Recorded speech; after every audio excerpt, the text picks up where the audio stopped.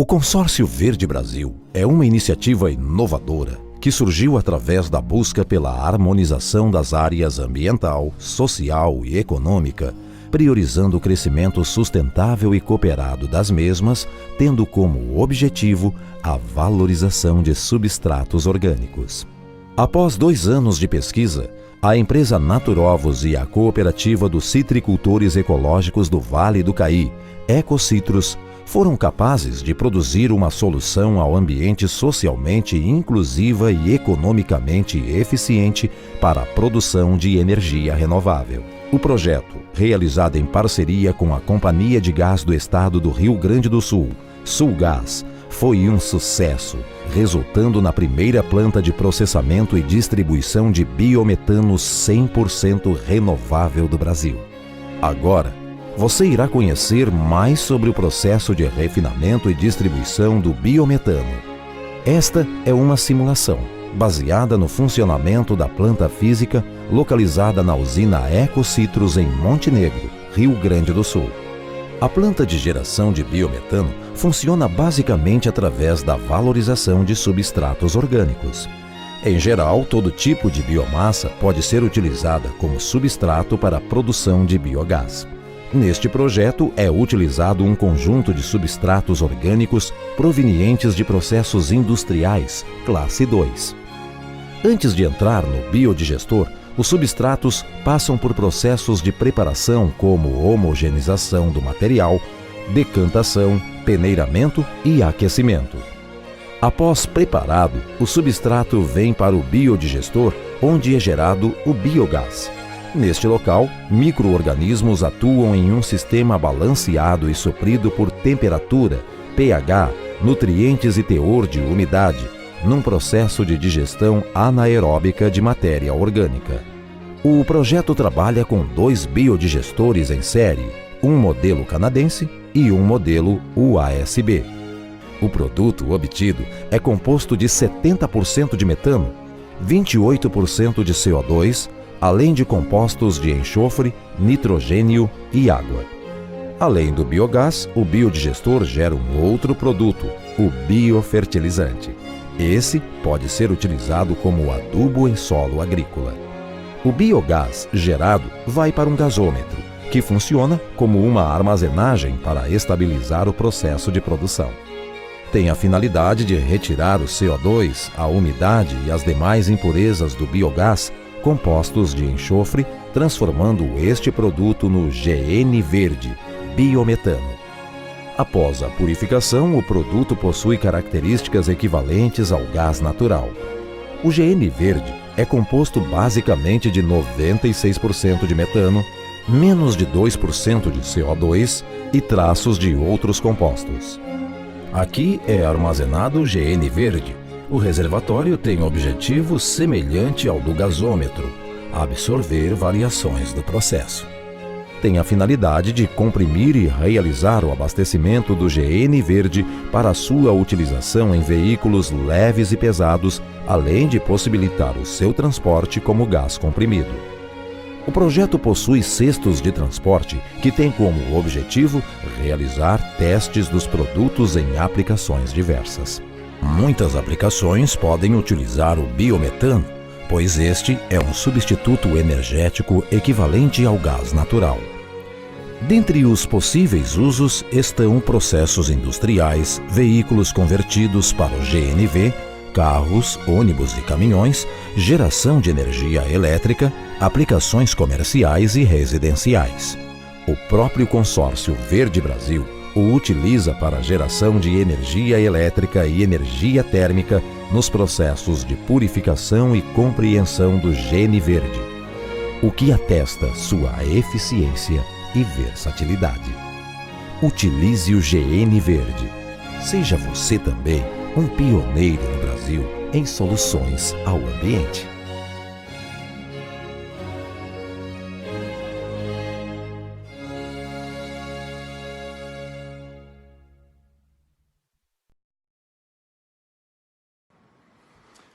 Olá, eu sou João Ramos, sou advogado especializado em meio ambiente e desde 2000 2003 eu estive à frente da Secretaria de Meio Ambiente daqui da cidade de Embu das Artes.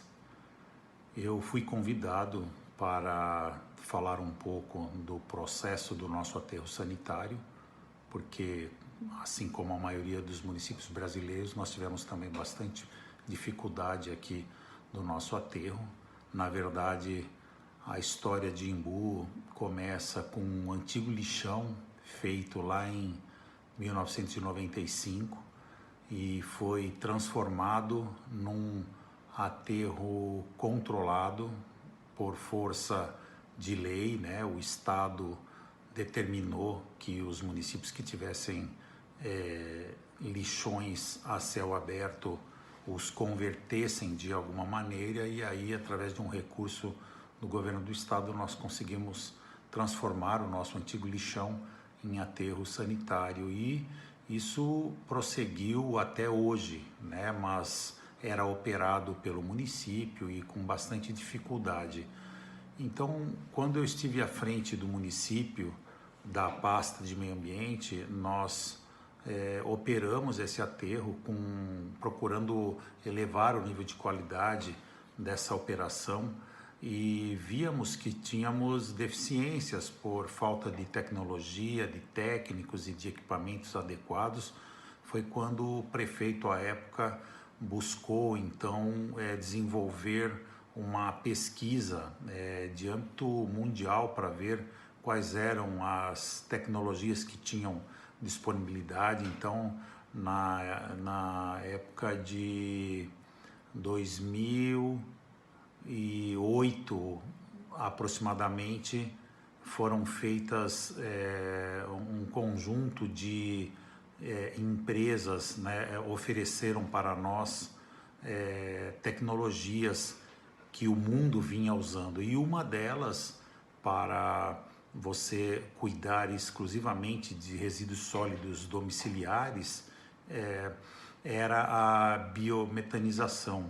Biometanização pressupõe de você pegar o lixo, ao invés de simplesmente dispor nos aterros, que a forma de dispor hoje nos aterros jogar e cobrir com um pouco de terra para espantar os animais, mas você não tem ganho nenhum, ao contrário, você ocupa áreas enormes e sempre fica uma área como um passivo ambiental, né? Então, o mundo, pensando numa solução, uma delas é a biometanização, que consiste em pegar o lixo, colocar num biodigestor, retirar através de um processo totalmente natural, com bactérias, é uma reação química, né? Anaeróbia. Então, esse biodigestor ele é anaeróbio, significa que ele não tem ar, e essas bactérias anaeróbicas trabalham em cima desse lixo numa temperatura adequada, e elas se alimentam desse lixo. Então, o que sobra daquele lixo, naturalmente que antes ele passou por todo um processo de separação, tudo aquilo que é algum tipo de resíduo reciclável ou não, mesmo que seja inservível, é removido para ir só o material orgânico mesmo para esse biodigestor. E depois desse período, de um determinado período, esse material ele é reduzido porque ele perde toda a umidade, né? Inclusive o líquido que ele libera é um biofertilizante maravilhoso também, e o mundo vinha indicando e vem indicando essa tecnologia, e o prefeito e a região toda aqui, que tem um problema muito sério de falta de aterros para jogar, porque nós estamos numa área protegida por leis ambientais severas, né? Gostaram dessa ideia e queriam pensar numa operação que pudesse compartilhar de forma consorciada.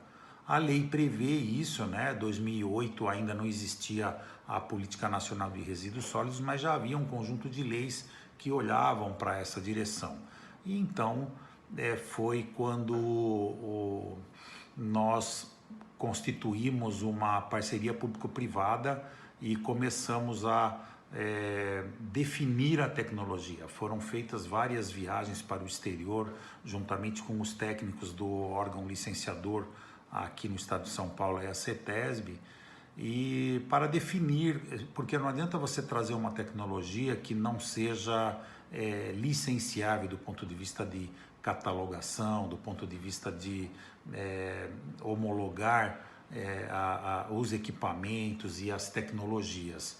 E isso demorou um pouco. Eu acredito até que hoje em dia o próprio órgão estadual tenha se debruçado com mais atenção, porque senão o processo se torna muito moroso. E o que ocorreu foi que nós conseguimos, através dessa parceria, avançar na separação de um espaço, construímos dentro do próprio aterro sanitário aqui de Imbu, né, que é o nosso aterro sanitário controlado. Separamos um espaço para a constituição da usina, construímos um galpão para a implantação dessa usina.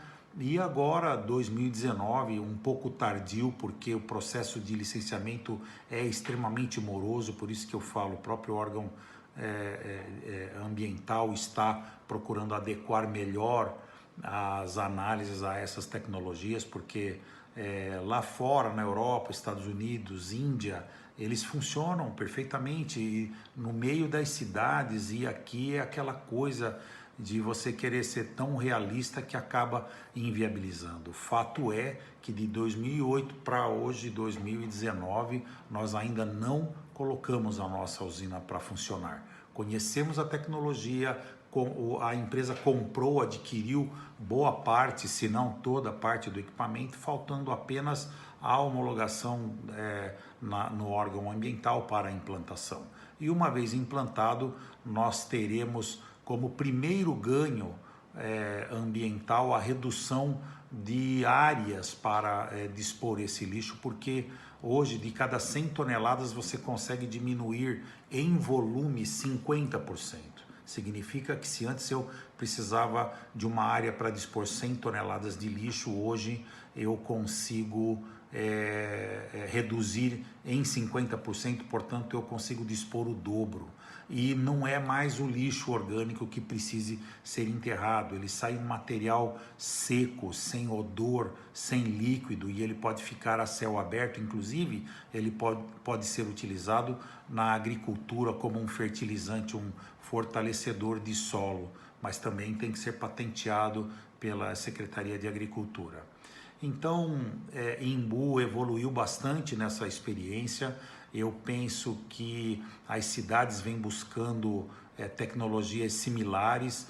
Licenciar um aterro sanitário é uma das coisas mais difíceis e também, na minha opinião, uma das coisas mais retrógradas, considerando tantas novas tecnologias a serem implantadas.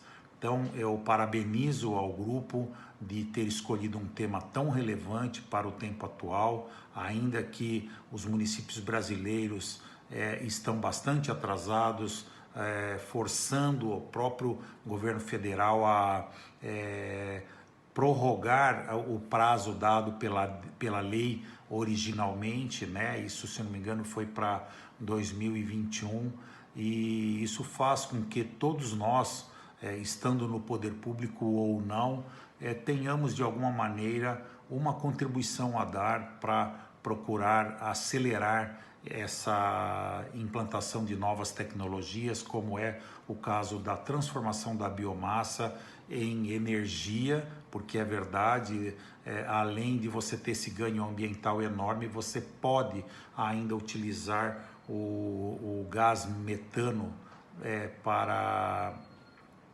por isso que chama-se biometanização, né? Porque você consegue, nesse processo do biodigestor, o gás gerado lá é o gás metano, e ele pode ser utilizado tanto para utilização de veículos ou equipamentos dentro do próprio aterro, como para gás de cozinha ou transformação em energia elétrica. Enfim, são vários os usos que podem se dar através dessas tecnologias. Então fica aqui meu muito obrigado pela oportunidade de expor um pouco esse trabalho relevante que foi feito aqui em Embu e nos colocando à disposição para novos esclarecimentos a respeito. Um abraço, boa sorte ao trabalho aí de vocês.